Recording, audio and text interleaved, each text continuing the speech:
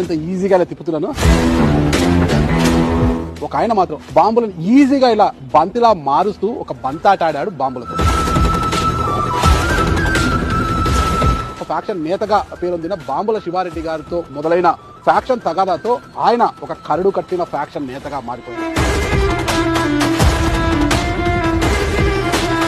ఒక్క బాంబులు విసరడమే కాదండోయ్, తుపాకీని గురిపెట్టి కాల్చడంలో కూడా ఆయన పెద్ద గురికాడు. ఆ రోజు బాంబులు విసిరే చేస్తూ బైబిల్ ఎలా పట్టుకున్నారు? అసలు చేసిన పాపానికి మరణ వ్యాధి వచ్చింది.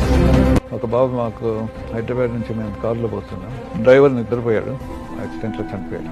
అది కూడా స్పిరిచువల్ గా ఆలోచన చేస్తే కత్తితో పొడిచిన వాడు కత్తితోనే పడవబడతాడు. నేను చేసిన పాపమే మా బాబు మీద పడింది.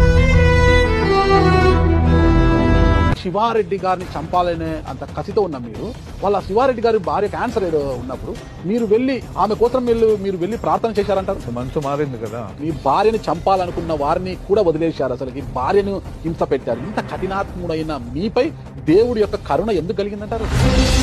వాళ్ళని అంత ఈజీగా తిప్పుతున్నాను.